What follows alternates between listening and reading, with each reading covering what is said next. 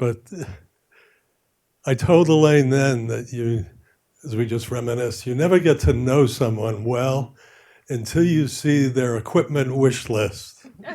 And when I saw Elaine's, I was absolutely impressed. And apparently Rockefeller did it, and they recruited her.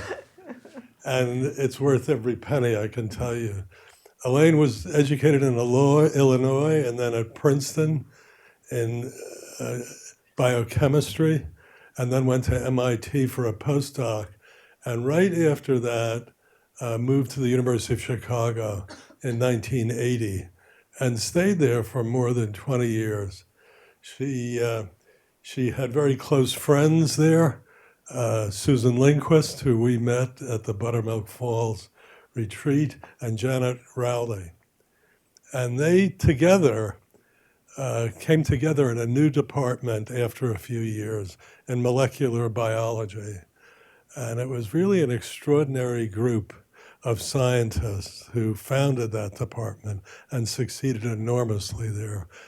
When Elaine went to Chicago, she was the only woman in a department of 15 biochemists, and I don't think it was a terribly easy time in those days.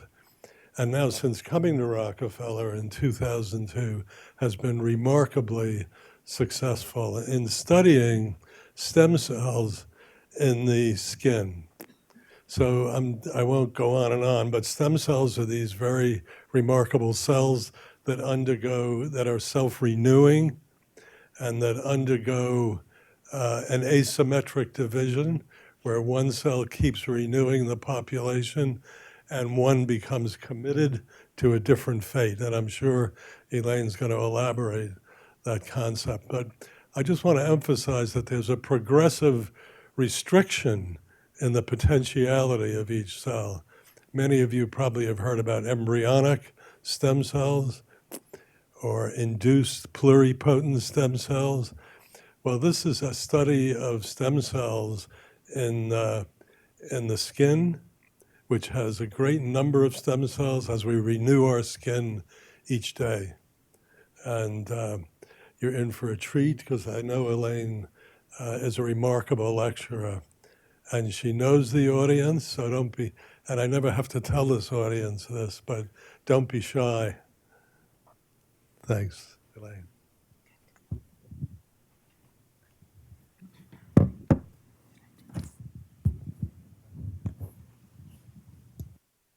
Hey, can you guys hear me? Everybody can hear me? I can't see anything. Sort of right in my eye. Okay.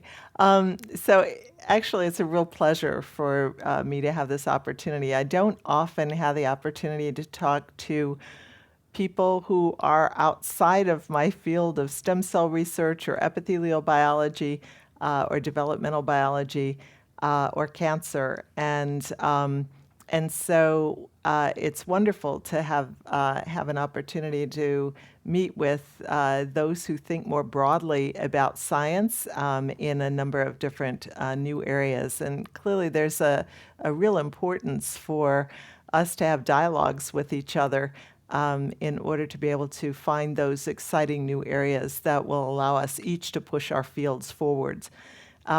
Many, many years ago, I thought I was going to become a physical chemist. I took only physics, math, and chemistry at the University of Illinois, and somewhere along the line, I thought I wanted to do something that was more medically oriented. And I have been taking that trajectory all of my life, so that it's very hard to look back at my research now or what I know and think of me as anything other than a developmental biologist. So we can try to find that common ground. And I thought I would start just to make sure that we are all familiar with what a stem cell is. And basically, as Jerry said, the stem cell really has two major properties. It's a single cell, and it can replicate itself by divisions, or it can also differentiate into one or more different cell types. And that's really the remarkable property about what stem cells can do. And importantly, they do so long term. So that's a really important distinction. They're there for the life of the organism. And another distinction that I'll just make here, reiterate here, is this difference between embryonic and adult stem cells. And the big difference is that embryonic stem cells can really generate all the different cells of our body, whereas, as Jerry mentioned, as tissues develop, each tissue ends up developing resident stem cells.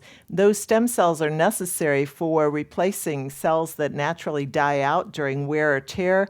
It's important in generating new cells for injury, repairing damaged tissue.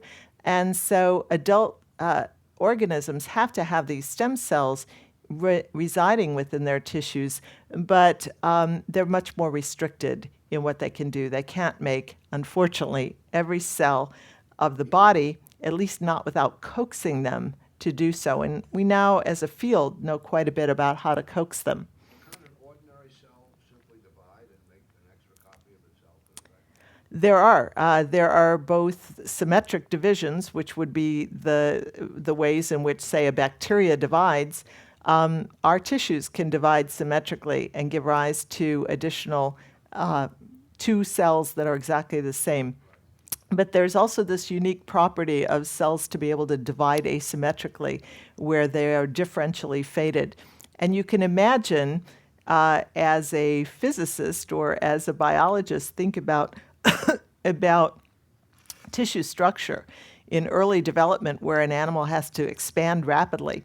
You may have to have more cells dividing symmetrically to generate more cells that can generate the surface of an animal, for instance. And later, you might have where the tissue is already formed.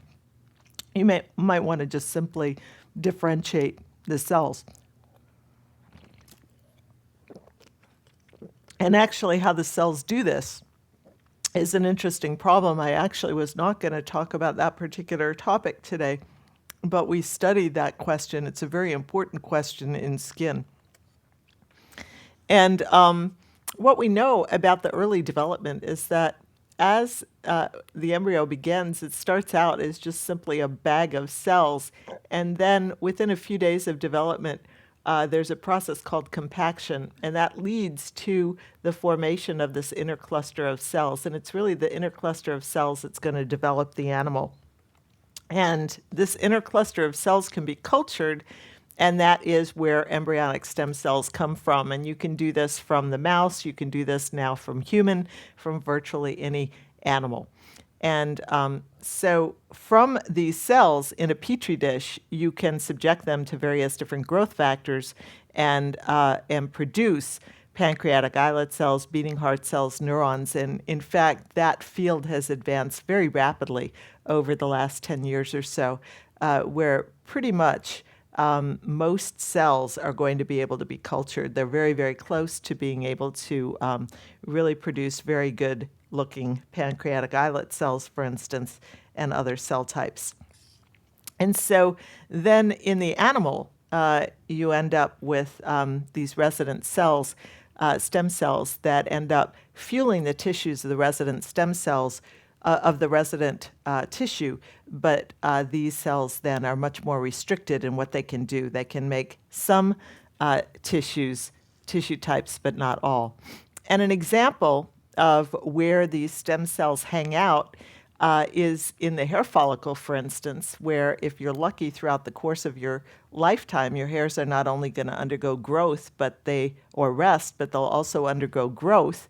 And when they grow, all of that extra growth of your hair, which is basically a bunch of dead cells, is fueled by the production of stem cell or the activation of stem cells. And these stem cells reside in a region of the hair follicle known as the bulge, and that's a process that we study quite extensively in the laboratory.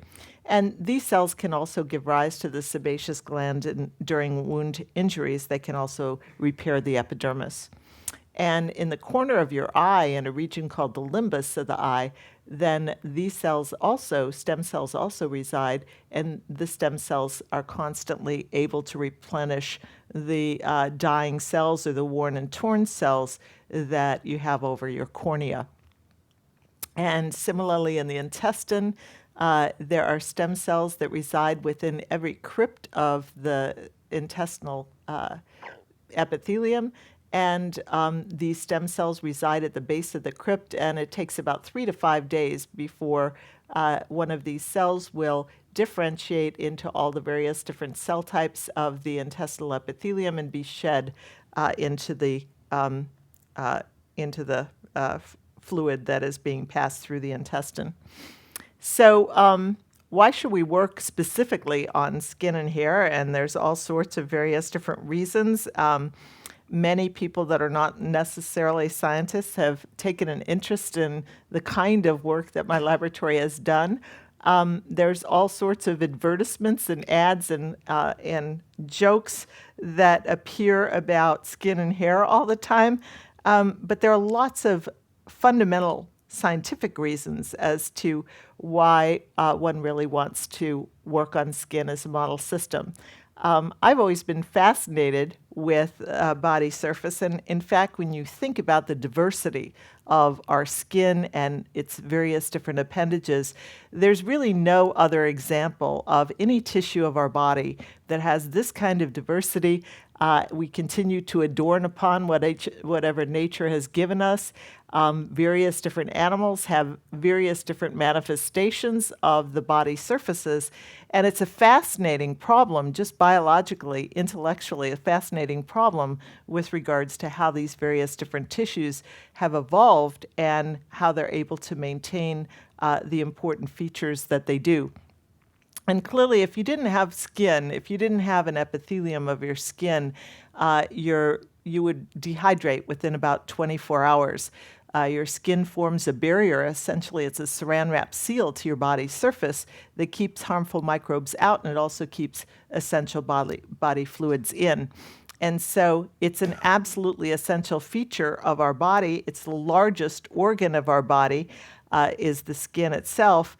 The largest epithelial surface of our body. And so for these reasons, in fact, the fact that it's a readily accessible and abundant tissue makes it particularly amenable to conducting a whole variety of different experiments, biochemical experiments, to really understand the various different proteins and patterns of gene expression that these cells make.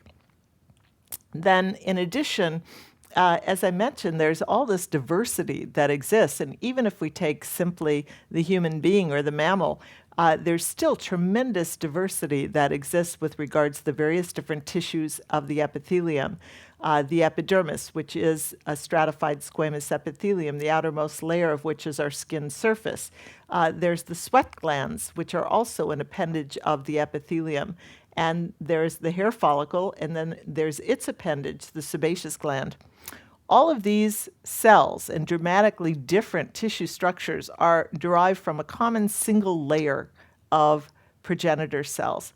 I find it absolutely fascinating that through various different external and intrinsic changes that come about, these progenitors will either generate the epidermis, generate one of its appendages, such as the hair follicle, generate the sebaceous gland or the sweat gland. And one of the fundamental questions that my laboratory has been asking is, how is it that these early progenitors can acquire the ability to generate and sustain these various different tissues? When you talk about progenitors, are those the stem cells? The distinguish. We're interested in that question too. The distinction that most stem cell biologists place on this is they generally refer to the progenitors as being the early embryonic cells. They may not be around long enough to be able to be counted as a stem cell, where a stem cell really has to have this lifelong property to be able to replenish the tissue. But as the tissue is developing, effectively what we've learned about the skin is that the stem cell niche has to develop before the stem cells can become long-term. And so there's a tremendous similarity between the early embryonic progenitors and the final product of the stem cell, but we make the distinction with regards to effectively whether the cells can maintain and fuel a tissue, and they really can't do that until the animal or the tissue structure or the stem cell niche is fully developed. That's because we don't know whether those original stem cells have turned into adult stem cells. It might be some other cells that had a different path that were then somehow turned into the stem cells. We know, well, we can do there's a technique that's known as lineage tracing, where you can mark different cells within the developing skin, for instance, with a tracer, with a fluorescent tag, which thereafter, every one of the subsequent progeny from that first cell is going to be fluorescently labeled. And we can trace it to find out what tissues that initial cell gives rise to. And so in that way, what we've shown is that as soon as the stem cell niche of the hair follicle, for instance, forms just before birth of the animal, and we know that as soon as it forms, thereafter, it generates the epidermis, it generates the hair follicle, it generates the sebaceous gland, and will continue to do so for the life of the animal. But before that period of time, those structures haven't even formed yet. And so if you label the single layer of progenitors, of course it's going to give rise to all the different tissues. But when it's in the adult, it may not necessarily be able to make every one of those tissues. Do you understand what I'm saying? I'm sure that all of the cells of a given tissue have some organelles and something that is producing what they are supposed to produce. Yes. Whereas the stem cells probably don't have it yet. So the stem cells, the adult stem cells somewhere there, Yeah. are they the ones that were all the way stem cells, they didn't have those specified compartments? Or it could be that they may be, for some reason, developed and then lost their more dedicated nature. Maybe if I could just put that slightly differently, what it would be is that the stem cells that in the early embryo, many of those cells are very immature. They aren't fully developed. The stem cells themselves tend to have those characteristics of not being fully developed. The reason why we don't make the distinction of those early cells and calling them stem cells is that until really postnatally, until the adult animal, until the tissues have matured, is that if you take that to the extreme, for instance, if you start with a single egg and sperm, you might call that a skin stem cell because it can make the skin, but obviously there's a difference between that early stage and the later stage. So cells become more and more restricted over time, and then there is a population of cells within almost every tissue of our body that tends to be relatively immature. But for instance, if I transplant a hair follicle stem cell into the brain, unfortunately, I'm not going to get a new neuron derived from that, even if I put it into the brain stem cell niche. So there's specification of what types of tissues these cells that develop and emerge in different niches are supposed to do. They become more restricted in their fates, and it's really once they finalize their fate that time afterwards we start calling them stem cells. It's really the kind of distinction. Whereas a progenitor will inevitably have some of those features, but it generally has more of those features because it hasn't fully developed yet. For sure, somewhere on the line between embryo and the actual. Yeah, exactly. And then another aspect of this is that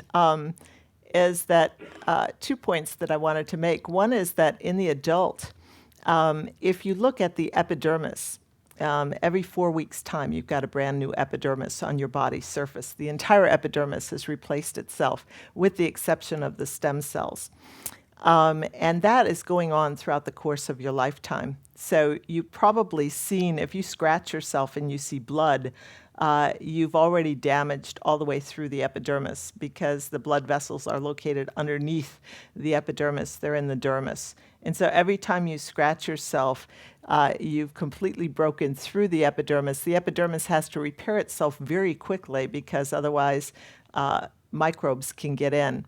And so it really has to mobilize its stem cells to heal wounds.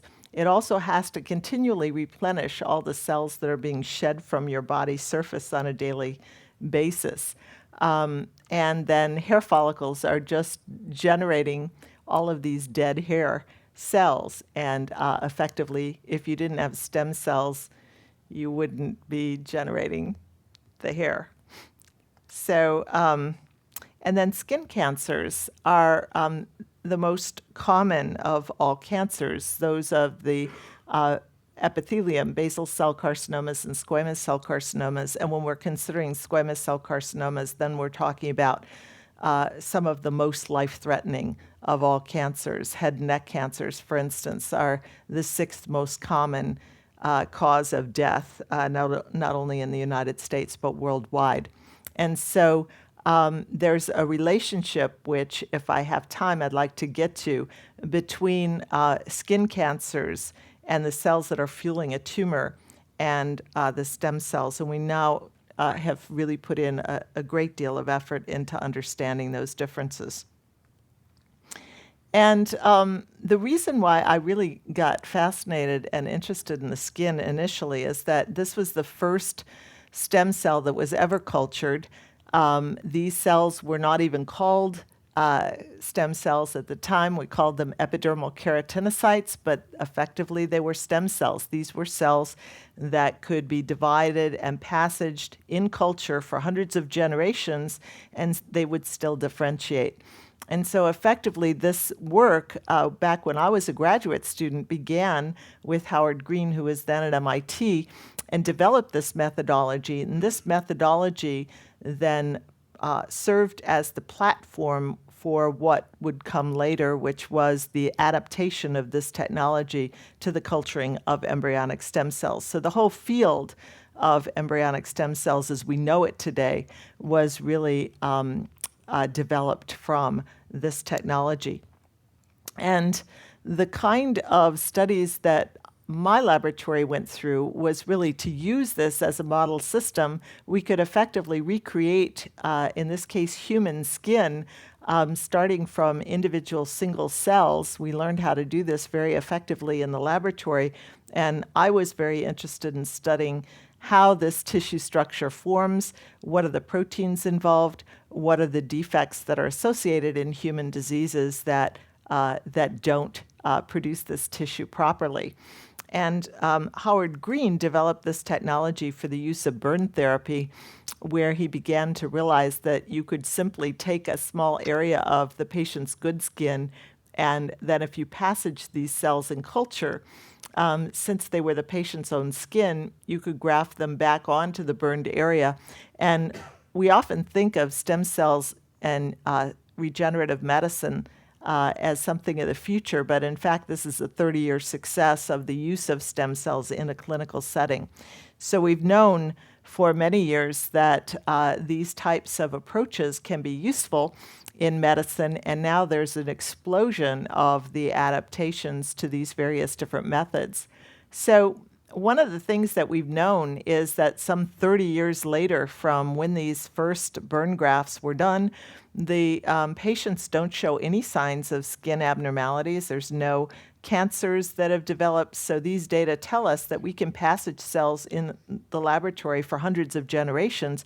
They don't acquire any additional mutations that would cause them to not perform properly. And that's an important consideration, something that we now have quite a few numbers of years of knowledge for. We also know that these patients, though, never make hair follicles over the grafted skin, nor do they make sweat glands. And so we've known that for all these years that there must be other sources of stem cells that exist in the sweat gland and the hair follicles. And my laboratory has identified those stem cells and studied their behavior. And this just shows you what the stem cell niche looks like in the hair follicle. we fluorescently tagged it using a method that we developed in the laboratory that took advantage of how many times these cells divide. Stem cells tend to be used sparingly, and so if you take advantage of that, you can actually label the cells on the basis of their division rates. They divide very frequently in the embryo, but after the tissue forms, these are the ones that divide less. And so effectively you can manipulate the process to be able to fluorescently label just specifically these cells. So we could identify these cells, fluorescently tag them. Every single hair follicle has one of these niches. They're located right below the sebaceous gland of the hair follicle. And one of the first things that we did was, how do we demonstrate that these are really stem cells? What's the evidence that the cells that I just showed you are really stem cells?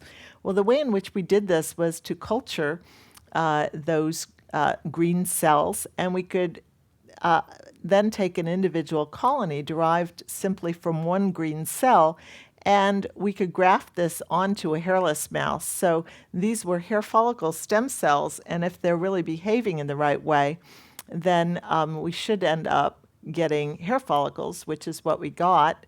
And we also got sebaceous glands and epidermis. So this told us that that these particular stem cells are really stem cells. They can make hair. You can see that all of these hairs are made from one single stem cell, so it really illustrates to you the power that stem cells have to make tissue, and they have also the ability to make more than simply one tissue, but they never make the dermis. They don't make other tissue types. They just make epithelial tissues of the skin. And so another variation on this theme is we wondered, well, maybe is there something permanently marked about those stem cells that prevent them from making any other tissues? And so one of the experiments that we did was simply to remove the nucleus of an unfertilized oocyte that potentially has the ability to make all the tissues of the body, and we just replaced it with one of our hair follicle stem cells, and took the nucleus of the hair follicle stem cell and put it into the unfertilized oocyte. And so now you're making effectively a hybrid that has the cytoplasm of the oocyte, and it has the nucleus of the adult stem cell. And when you do that, then you basically can clone mice. This is effectively the cloning technology, and what you see is basically that these that the nucleus of the adult stem cell can be epigenetically reprogrammed. So we're not genetically manipulating it. It's still got the adult DNA of the hair follicle stem cell, but now when it's put into the oocyte cytoplasm, the oocyte cytoplasm effectively has some very special properties to completely erase the memory that was put into place that said only make epithelium, epidermis, sebaceous glands, and hair follicles. Now you can make all the cells of the body.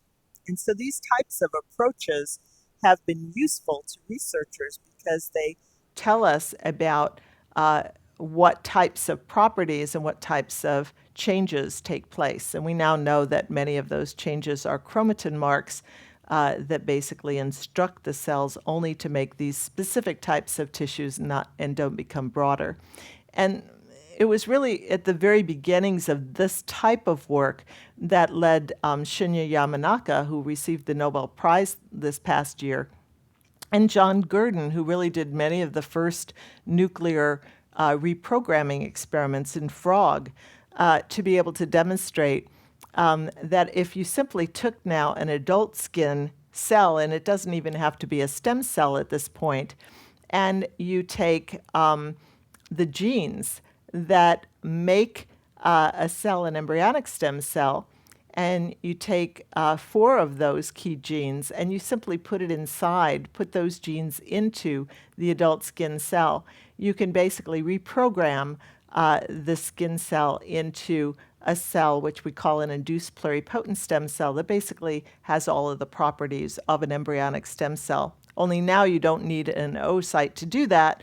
You don't need anything else other than an adult skin cell. And so this is really the reprogramming that led to so much interest in the world, because one, for those who were concerned about the ethics of nuclear reprogramming or embryonic stem cell technology, this avoided the ethical issues. And for those that are interested in generating various different particular cells from various different patients suffering from various different diseases, this turns out to be a gold mine. So, for example, there are now researchers that are studying Parkinson's disease. You can take the way things used to be, you'd have an adult late onset Parkinson's disease, where by the time you would study the neurons, those neurons would be so degenerated there would be very little you could do to learn about the biology of Parkinson's disease. Whereas now you can simply take a family with carriers for Parkinson's disease, culture the skin cells, derive neurons from those skin cells. Now, for all practical purposes, they are the Parkinson's disease neuron carrier, and now you can study the whole process of neuronal degeneration. You can also study the ability of late onset, those patients that have Parkinson's disease, full-blown Parkinson's disease. You can take skin, differentiate those cells into the appropriate dopaminergic neurons, and now subject those cells in culture to a variety of different regimens of treatment to see which ones are likely to work, which ones aren't going to work. And so what this technology has really done is it's moved away from clinical trials, and it's really the direction that this type of technology is headed, to move from clinical trials to a petri dish to do clinical trials in. And this is going on for various different diseases. For cardiomyopathies, for instance, there are a half a dozen, maybe more, probably 10 to 20 different mutations that have been identified, different classified types of cardiomyopathies. You can generate cardiomyocytes from all of those patient carriers just by generating iPS cells from the skin. And now you can basically subject different types of cardiomyopathies to various different drug regimens or clinical treatment regimens to see which ones are likely to work, which ones aren't going to work with regards to correcting the degenerative properties of the cells. So there are various different approaches. Yeah. Is it important that this is a skin cell, and if so, why? What about some other types? Yeah, good question. The reason why everybody was using skin is just because of the same reason why we use skin, which is it's so accessible. And it's really easy. When we first were working on the genetic basis of a whole variety of different human blistering skin disorders, these were congenital skin disorders. So kids would need to have a skin biopsy. Even a kid can come into a doctor's office. You can take a skin biopsy and without any trouble, put a Band-Aid on the patient, and they're off and running again. So it's something that's an easy clinical procedure to do. People aren't put out. If you wanted to take a heart biopsy, people might be a little bit less willing to do so, or a brain biopsy. So yeah, it's just a... No, and people have taken now, the problem with taking blood cells is that effectively culturing those cells has been more problematic. Skin's much easier to culture. But people have done that. They've reprogrammed, they've made iPS cells from a whole variety of different tissues.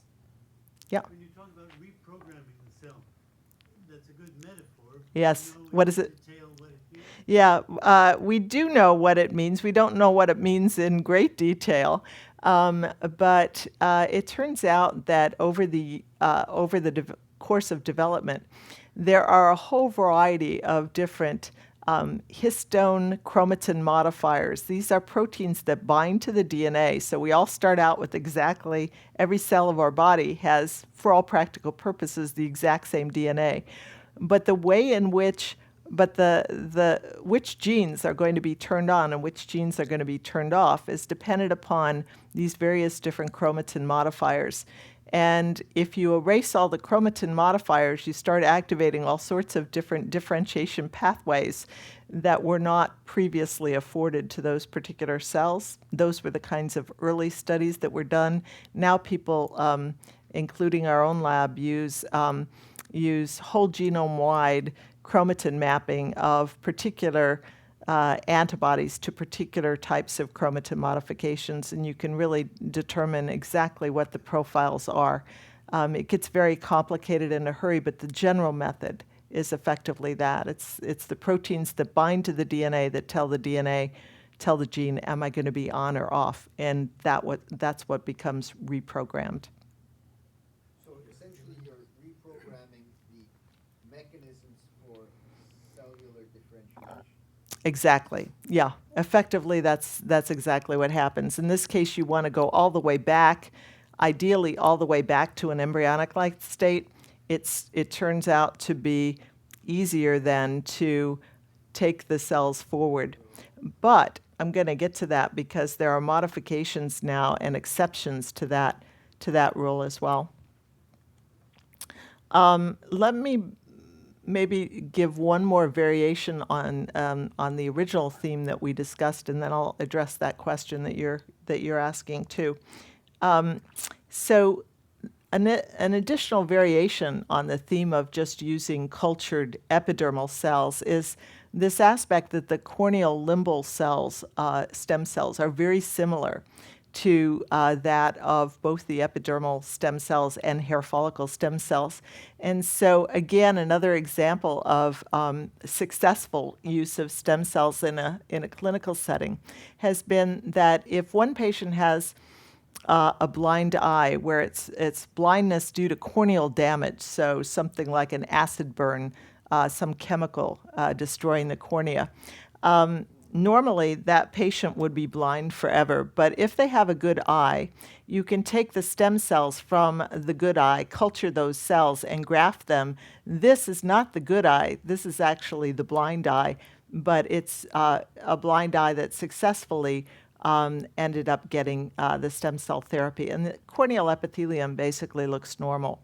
And so again, the person who really developed this technology was, again, another former postdoc from the laboratory that I trained in. And it's really remarkable. In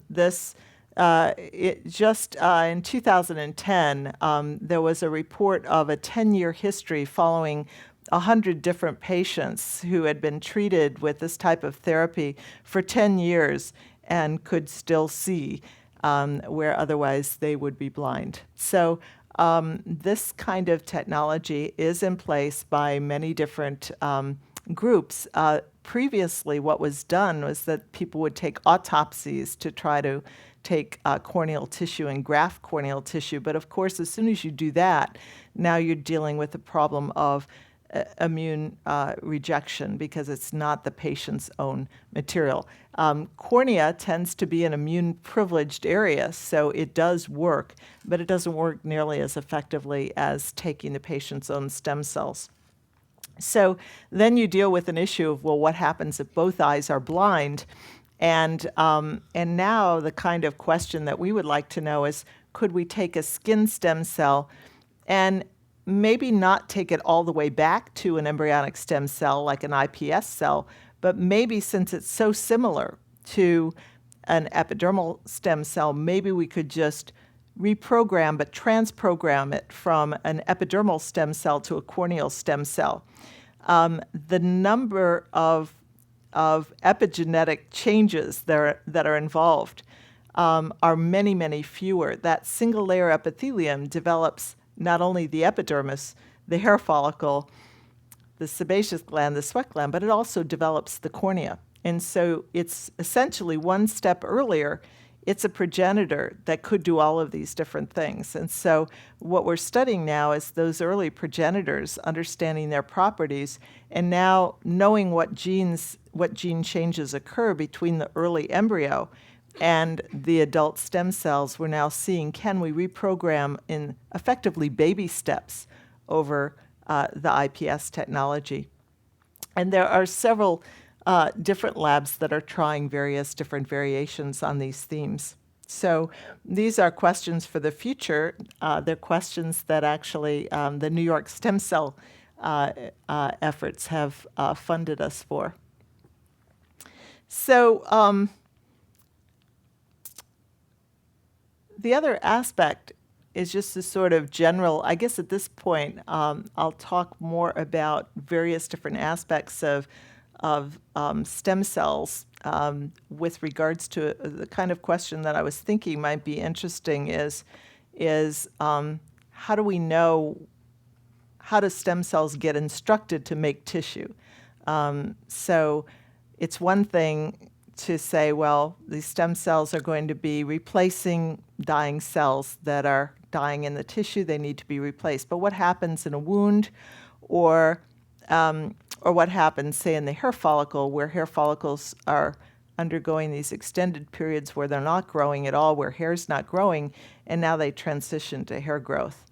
And so when you think about it, I'll just finish this one thought and then I'm going to go to you. When you think about it, it's very important that a stem cell knows when to start and when to stop. If it doesn't know that, then you can think of hyperproliferative disorders, you can think of cancer, you can think of failures to wound repair and those kinds of issues. Yeah. I'm confused about a basic point, which I think is what Jim asked before. Ordinary skin cells, of course, divide. Yes. And therefore produce more skin in that sense. Why isn't that the process that repairs the wound, for example? Yeah, it is effectively, but the wound creates a gap in the normal signals. And so now a cell, instead of the way the cell normally just fuels the tissue, is that it will normally be sitting in the innermost layer, and periodically it will divide, differentiate, and move outward toward the skin surface. So it's going in a perpendicular direction, gets sloughed from the surface. Now if there's a gash next to it, the cells have to reorganize and redirect their efforts so that now they're dividing inward. And when we were talking before about this issue of, I think it was you that mentioned this issue of, do cells divide symmetrically or strictly asymmetrically? Now there's more of a challenge because there's a lot of missing cells that need to divide that are located within this gap. So you've got to have a change in proliferative balance to seal that gap, and the dynamics of what stem cells have to do change. And so the kinds of questions that we're very interested in are, what are the signals that tell the cell there's a gap next to me? I need to reorient what I'm normally doing and fill the gap. And so it's that kind of a question that I think is fundamentally important, because the stem cell also has to know, once it's sealed the gap, it can't just keep doing that, because otherwise you'd end up getting cells piling up or a tumor starting to form at the site. Every time a wound repaired itself, you'd end up getting tumor growth. So there's that balance. It's got to know when to start and when to stop, and what are the signals that are instructing it to do that. There was It seems to me that the question asked wasn't about stem cells. It was about ordinary cells. And I think your answer was about stem cells. Yeah. So the bottom line is that ordinary cells, basically, they're, in a sense, ordinary cells can't do that for the long haul. So there are cells that divide that are short-lived.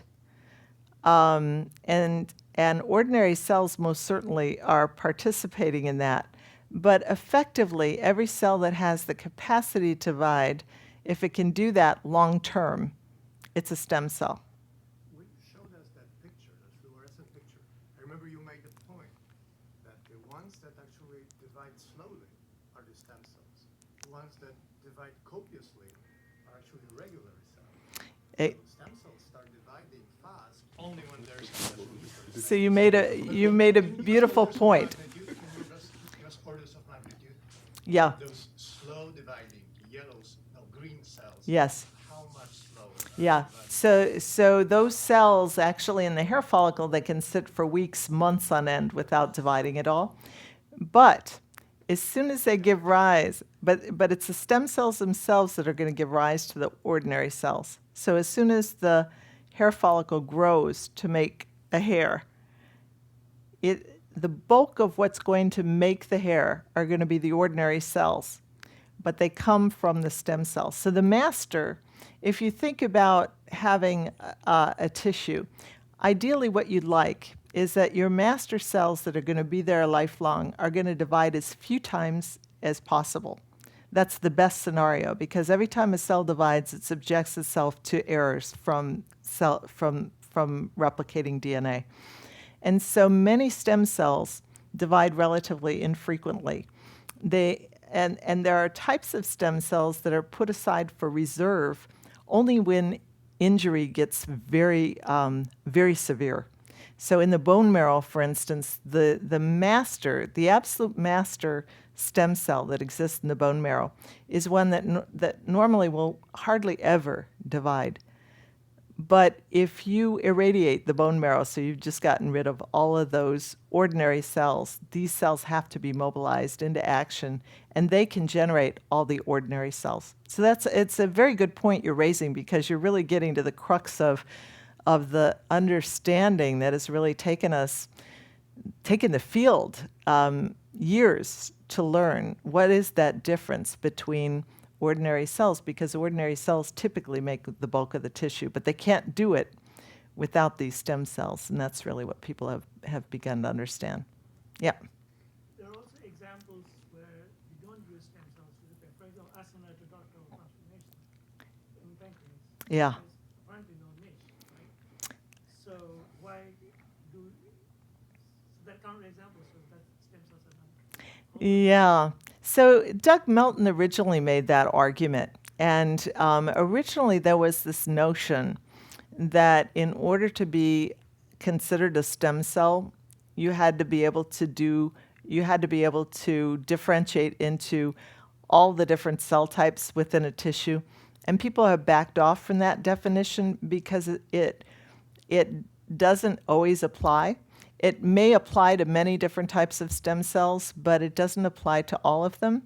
And in the ones that it doesn't apply to, there's often a debate as to whether or not that's really true, or is there just some very rare population of cells that could give rise to more than one lineage. So I always try to leave how many pathways out of the question of dealing with a stem cell. It's really, I think the more critical part is how long can it do it for? And if it can do it to be able to continue to make and repair tissue for the life of the animal, it's practically a more important feature of a stem cell. Yeah. The slowness of, the fact that it divides very slow, which they also in these cells? In many different cells. So in the bone marrow, for instance, the initial stem cells were identified on the infrequency with which those cells divided. And it turned out that those infrequently dividing cells could generate many, many more cells of the immune system and the blood system than the cells that divided very rapidly. And the same thing is true in the hair follicle. The same thing is true in the limbus of the cornea. It seems to be somewhat different in the intestine, because the intestine is a tissue that's constantly turning over. It doesn't really have any period of rest. And so there are relative differences depending upon the activity that stem cells have to undergo. Mm-hmm. Are you going to also talk about cancer stem cells and human heterogeneity? Yeah, maybe I'll jump to that, since obviously I can see that I've got I'm happy to talk all day about, well, not all day because I have a plane to catch today, but I'm actually happy to talk about topics that people are interested in. I'm very interested in the cancer. Okay. What about aging within the tissue? Mm. Cell aging, particularly in the brain, for example. Yes. Does this capacity change? Better repeat the question. Yeah, so what's the relationship between what happens to an aging stem cell? We're studying that in the skin. It's a study that that has taken us a long time. I realized that every time you do an experiment, the animals have to get older, and if you, and so, and so the poor postdoc has been doing this now for we're just writing up our first paper, but he's in the lab for 4 years, and we started 2 years before he came generating aging mice, but there is actually NIH has a constant supply of old mice, but that are genetically matched. But if you want to look at a specific genetic background that you're studying, you have to be the one to age those mice.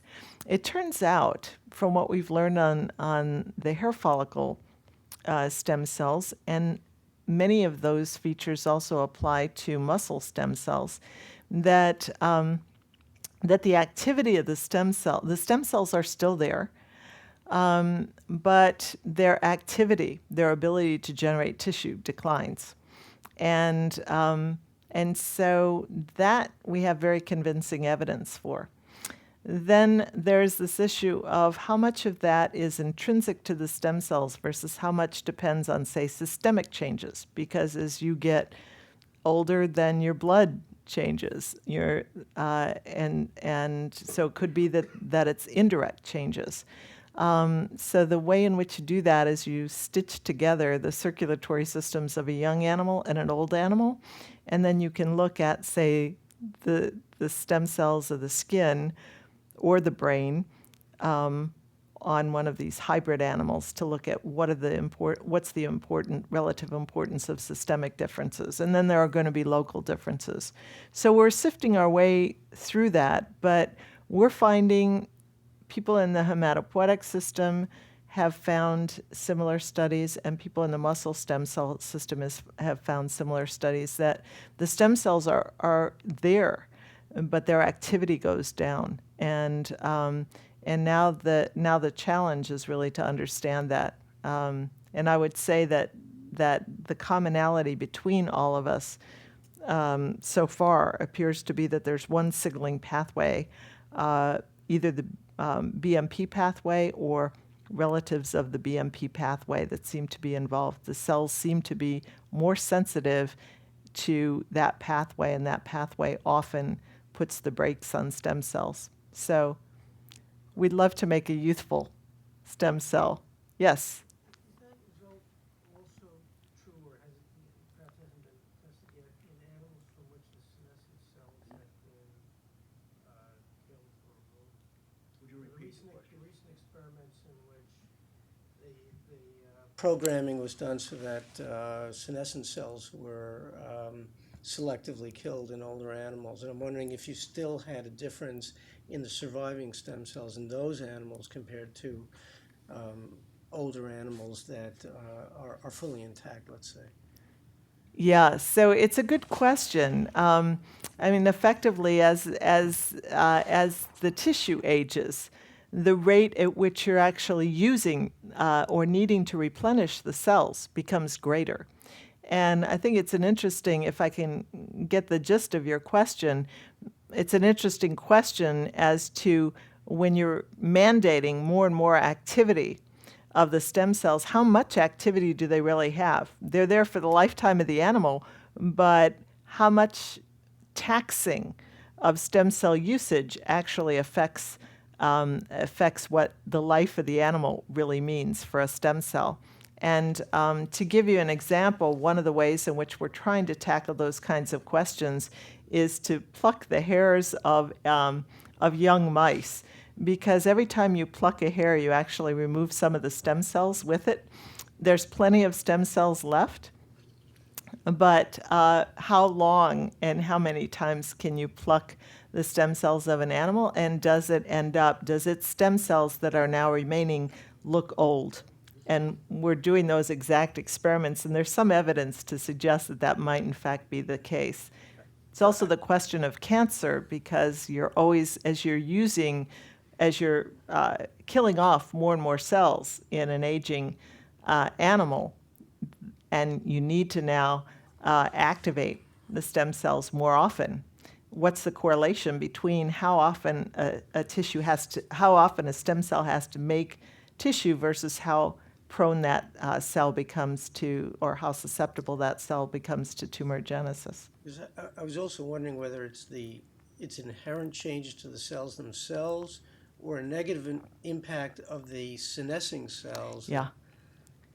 Answer is probably both. There's both microenvironmental changes, there are local changes, there are systemic changes, and there are intrinsic changes. And the way in which we study the intrinsic ones are by placing the cells in culture, where we can really nicely grow the cells in defined media. They can be exposed to exactly the same culture media.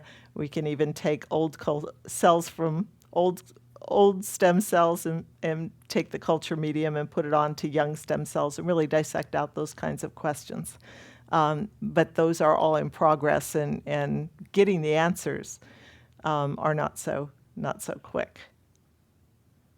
Yeah. You mentioned that skin stem cells will replicate indefinitely in culture. So do they express telomerase? Yeah, good question. They do, and in fact, there's a pretty good correlation between, people have studied that, there's a pretty good correlation between self-renewing capability and the levels of telomerase that they have, and whether or not you can, again, make an old stem cell young by virtue of simply giving it more telomerase, I think is an intriguing question, one that really hasn't been done in the field.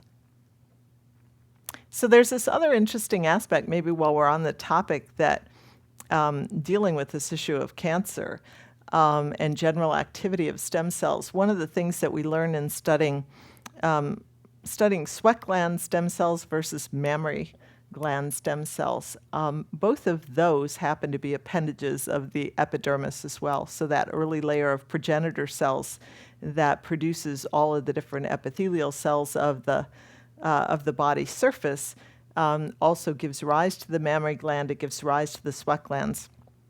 And so we've purified and characterized the stem cells from these two tissues. And one of the interesting aspects is that there's a fundamental difference in the way the sweat gland behaves versus the mammary gland. The sweat gland turns out to have very little activity. If you're out there running a marathon, you can secrete up to 3 liters of sweat in an hour.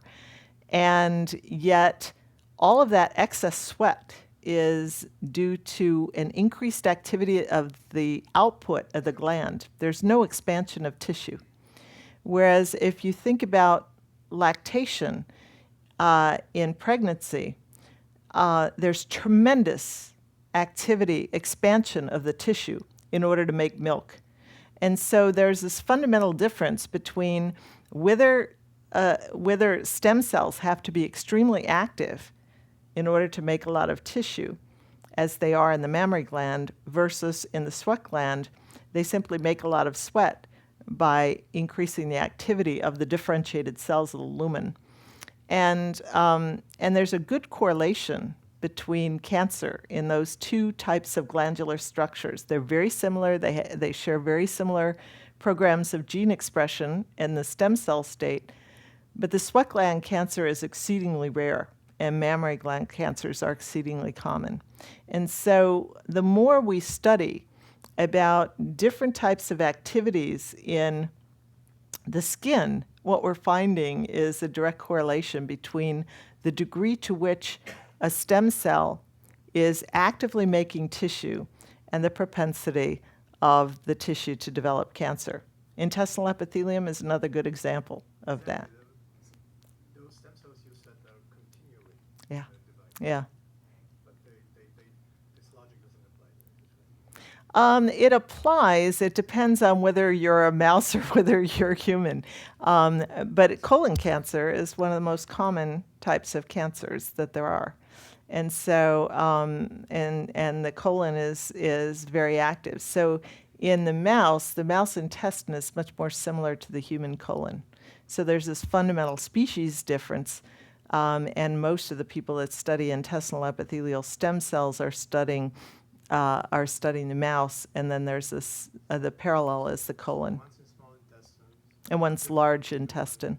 Are different than the ones in the colon. There are some differences.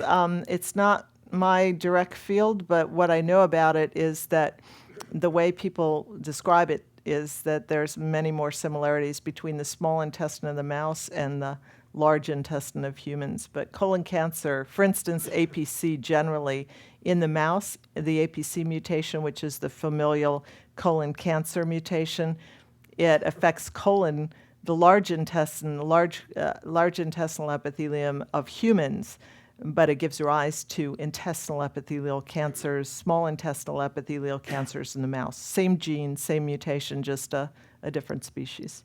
It's that kind of parallel, from what I know. Yeah. I may be misremembering, but I thought lactation was protective. Well, lactation itself, during that period of time, there are all sorts of hormones that are driving the lactation.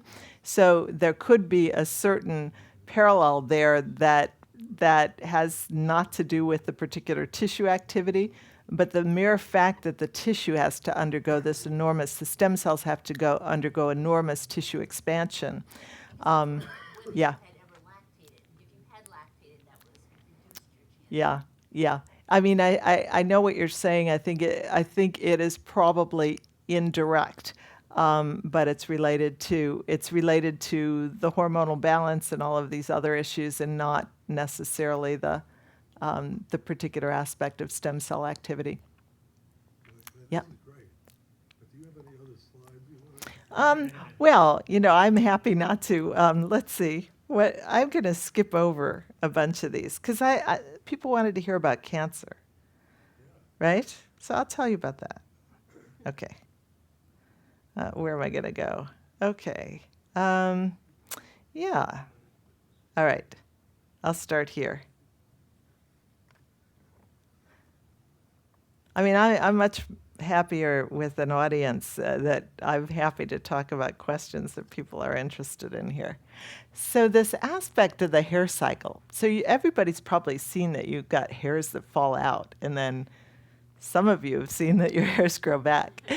And when that happens, we know that these cells in red now are the hair follicle stem cells. Those are the ones that gave rise to the tissue. And what happens during that period of time where the hair follicle is growing is that this is really a tissue that undergoes constant morphogenesis. So in the resting phase, it looks like this. There's this cluster of blue cells are a critical part of the stem cell niche. They're a stimulatory part of the niche. They sit there for a long period of time, stimulating the hair follicle stem cells, and then once the stem cells receive this level of activating signal, and we know in detail what those signals are, then all of a sudden you start to see this downgrowth, and the whole hair follicle below will regenerate, and it does that regeneration deep down in your skin before the hair shaft ever starts to grow. And these are those ordinary cells that end up doing the bulk of making the hair shaft. These are no longer stem cells down here. They were generated from the stem cells, but very few stem cells were necessary in order to start this regenerative process. So once they start it, then it's all fueled by very rapidly dividing but transient cells. And then there's a degenerative phase, which we also know now quite a bit about, where the entire lower two-thirds of the hair follicle basically undergoes apoptosis, and then you get back to square one again. And this process is what's going on throughout the course of your lifetime. And it has allowed us, using this as a model system, to figure out the go signals, figure out the destruction signals, and figure out the stop signals. And in the course of that, we could basically follow these cells when they get activated, and we could show by virtue, this effectively was, these cells were marked with a fluorescent histone that we could shut off its expression or turn on its expression at will. And here Here we've expressed these cells, but we've expressed it in these cells, but since they're not dividing anymore, we expressed it before they stopped dividing, and now they're not dividing, but as soon as they get activated, they divide and then they dilute out the label.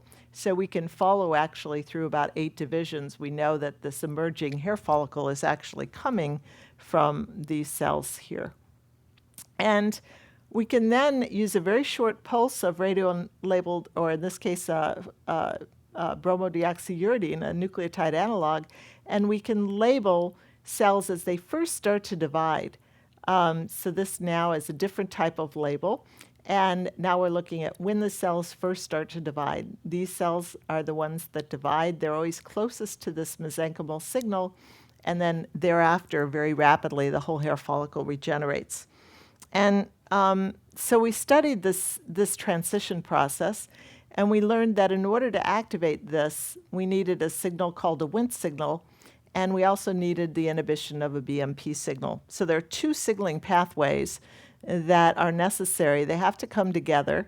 The dermal papillae cells, this mesenchymal population, produces the inhibitory signal, and in response to that, these red cells that you can see here start building up the Wnt signal, and then they need a certain threshold for that, and that starts the whole balance going.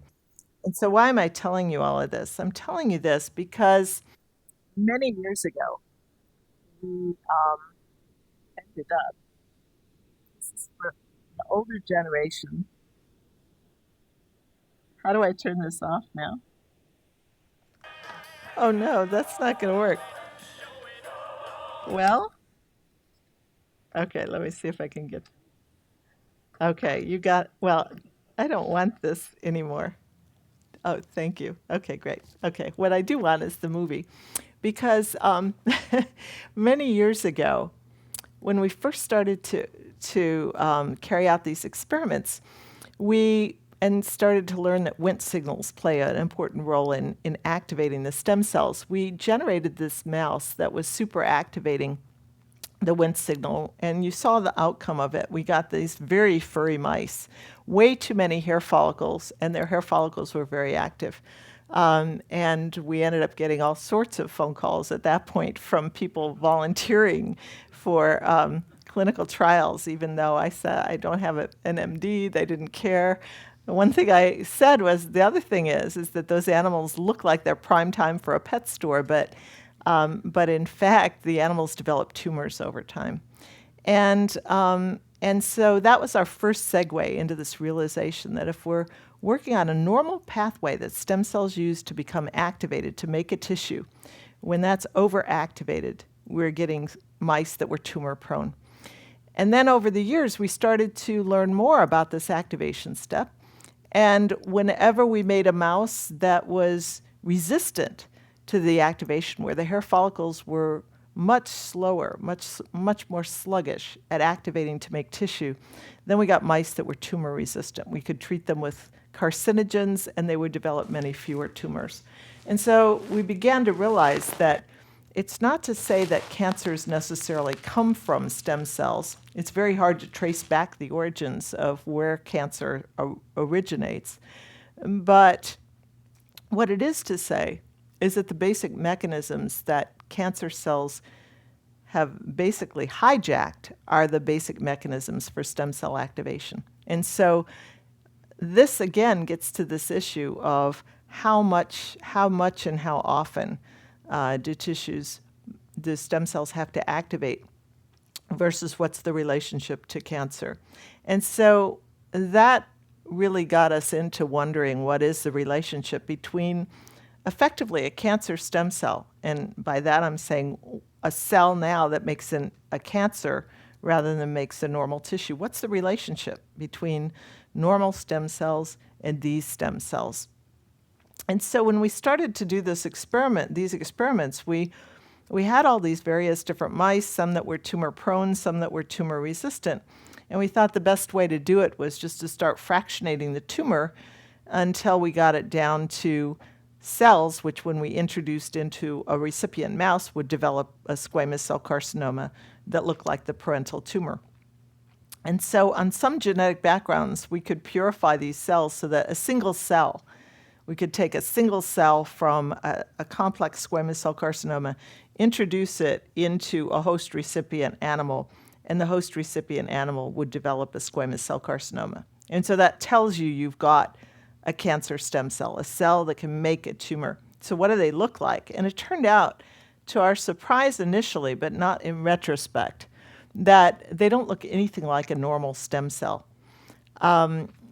They have virtually everybody's favorite cancer gene was on our list.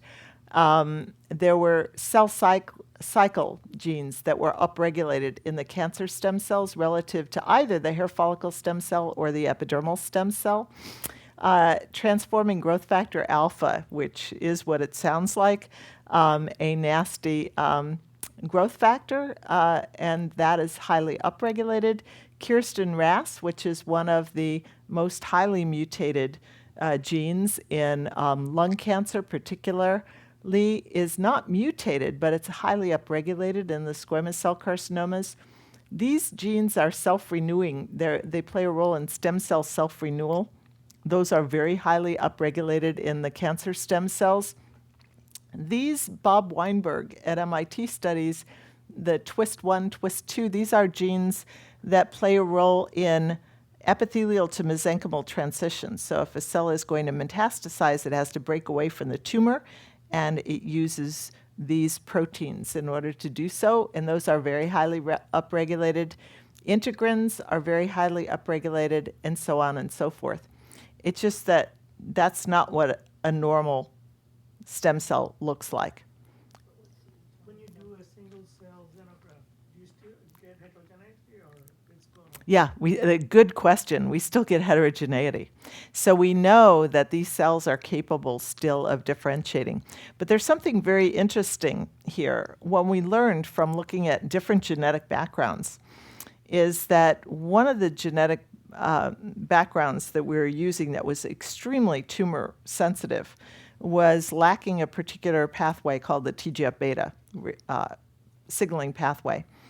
And it turns out that that pathway puts brakes on the epithelium. The epithelial cells stop dividing when they see TGF-beta normally. And when you look at a squamous cell carcinoma, the surrounding stroma is really highly upregulated for TGF-beta. And it turned out that when we generated a mouse that was missing the TGF-beta receptor on the epithelial cells and then generated squamous cell carcinomas, that the cells cannot respond to TGF-beta signaling, the numbers of cancer stem cells goes way up in the tumor. The tumor does become less differentiated. It still is differentiated, but it's much less. And the tumors become much more aggressive.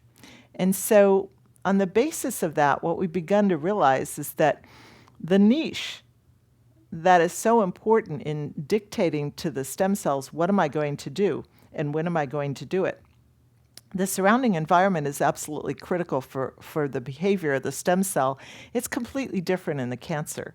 So the cancer stem cells are still hanging out at the tumor stroma interface, but now they are completely, there's immune cells there, there's different kind of blood vessels that form around the tumor.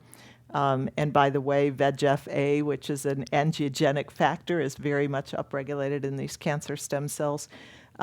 So there are all these different microenvironmental changes, and the cancer stem cells are behaving and responding to them as well. Sorry. So when you do xenograft, are most of the cells progenitor cells or? At this stage, no. That's another good question. About in the normal squamous cell carcinoma, about 1% of the cells are cancer stem cells. But if you remove TGF-beta receptor signaling, then it goes up to about 10% of the total cancer. So, yeah. Non-experts. Yeah. So tumor also has the structure of many different kind of cells inside the tumor, whereas only some of them are these multi-purpose stem cells. Yes, exactly. So, yeah. So there are many differentiated types of cells that the cancer stem cell produces, but they're differentiated cells. So it's the same kind of phenomenon. And when you go to asymmetric versus symmetric divisions, there are many more symmetric divisions in the cancer than there are asymmetric divisions. So I'll probably maybe just wrap.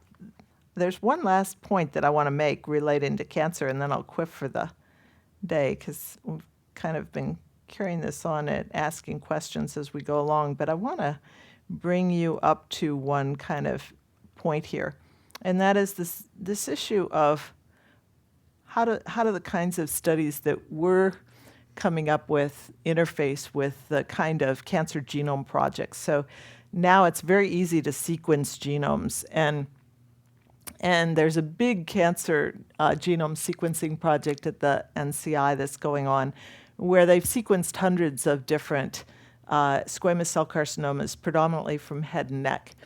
And the surprise of this is that there are, in solid tumors, there are hundreds of mutations.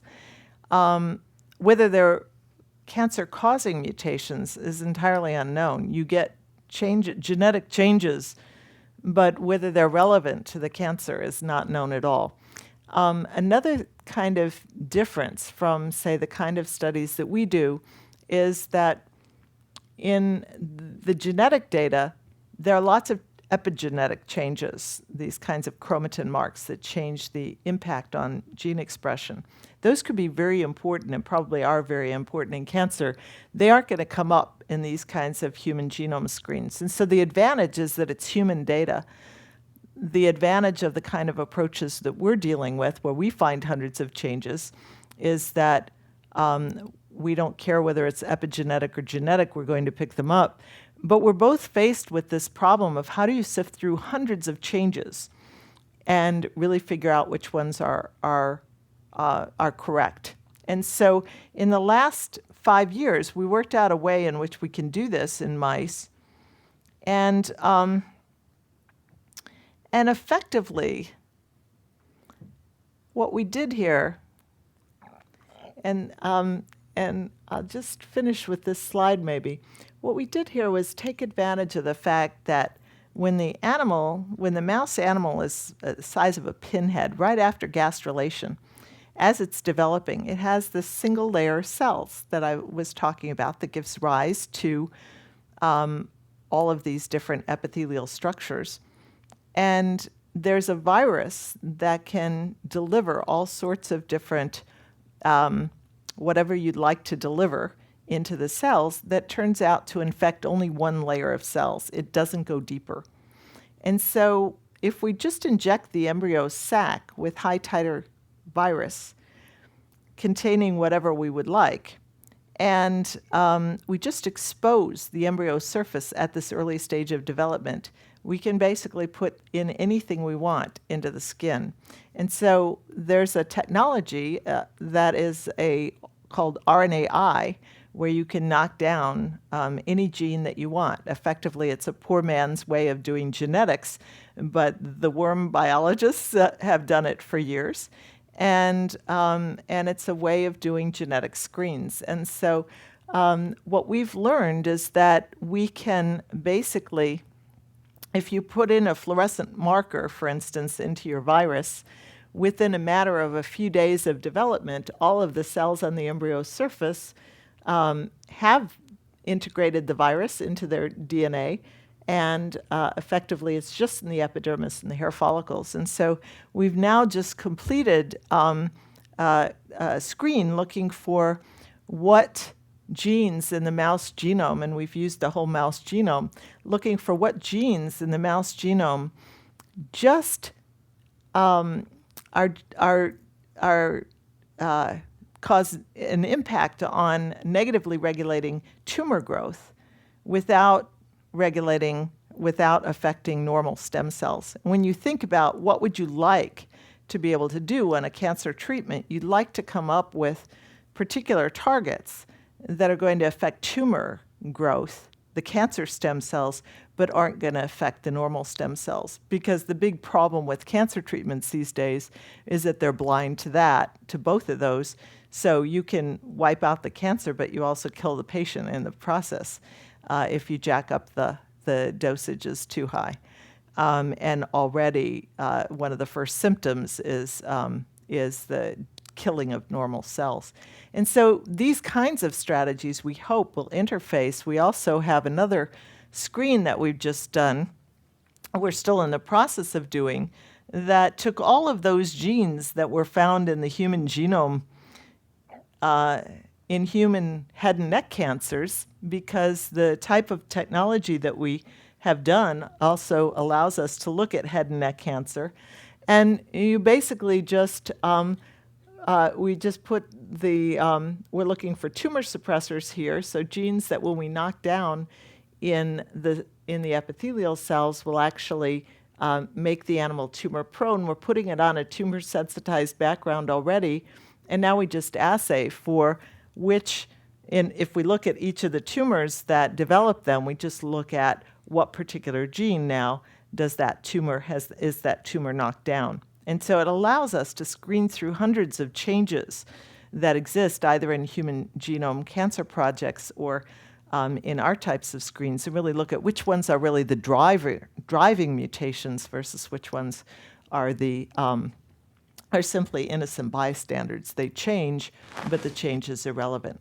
And so I think these kinds of approaches and the kinds of approaches I talked about earlier with IPS give us a sense of how one can really look at modern day genetics, modern day tools that were not even available to us back when I was thinking about coming to New York 10 years ago. And they're all happening now. So I think the hard part is really going to get the government, our government, to continue to fund basic research. And one of the big advantages of foundations like this one is that they've continued to fund researchers, and there's so much exciting science that's now going on.